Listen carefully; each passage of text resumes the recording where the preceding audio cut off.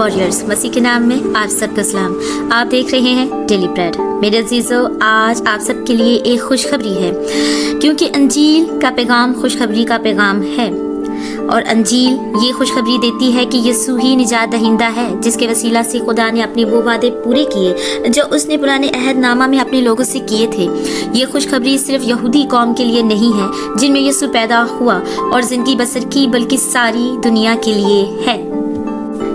یسایہ 7 باب اس کی 14 آیت میں یوں لکھا ہے، لیکن خداوند آپ تم کو ایک نشان بخشے گا، دیکھو ایک کنواری حاملہ ہوگی اور بیٹا پیدا ہوگا، اور وہ اس کا نام ایمانویل رکھے گی۔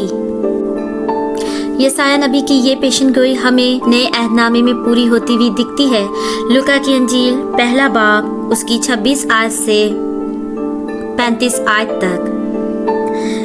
چھٹے مہینے میں جبرائیل فرشتہ خدا کی طرف سے گلیل کے ایک شہر میں جس کا نام ناصرت تھا ایک کنواری کے پاس بھیجا گیا، جس کی منگنی داؤد کے گھرانے کے ایک مرد یوسف نام سے ہوئی تھی، اور اس کنواری کا نام مریم تھا۔ اور فرشتہ نے اس کے پاس اندر آ کر کہا، سلام تجھ کو جس پر فضل ہوا ہے، خداوند تیرے ساتھ ہے۔ وہ اس کلام سے بہت گھبرا گئی اور سوچنے لگی کہ یہ کیسا سلام ہے۔ فرشتہ نے اس سے کہا، اے مریم خوف نہ کر، کیونکہ خدا کی طرف سے تجھ پر فضل ہوا ہے، اور دیکھ تو حاملہ ہوگی اور تیرے بیٹا ہوگا، اس کا نام یسوع رکھنا۔ وہ بزرگ ہوگا اور خدا تعالیٰ کا بیٹا کہلائے گا، اور خداوند خدا اس کے باپ داؤد کا تخت اسے دے گا، اور وہ یعقوب کے گھرانے پر ابد تک بادشاہی کرے گا، اور اس کی بادشاہی کا آخر نہ ہوگا۔ مریم نے فرشتہ سے کہا، یہ کیوں کر ہوگا جبکہ میں مرد کو نہیں جانتی؟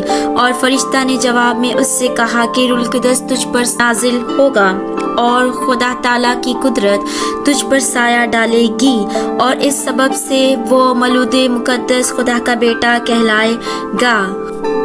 مزید خدا کے پاک کلام میں یوں لکھا ہے، متی کی انجیل 1 باب اس کی 22 اور 23 آیت۔ یہ سب کچھ اس لیے ہوا کہ جو خداوند نے نبی کی معرفت کہا تھا وہ پورا ہو کے، دیکھو ایک کنواری حاملہ ہوگی اور بیٹا جنے گی، اور اس کا نام ایمانویل رکھیں گے، جس کا ترجمہ ہے خدا ہمارے ساتھ۔ خداوند کے پاک کلام کے پڑھے اور سنے جانے پر خداوند کی برکت ہو۔ خدا کے کلام کے وسیلہ سے آپ سب کو برکت دے، آمین۔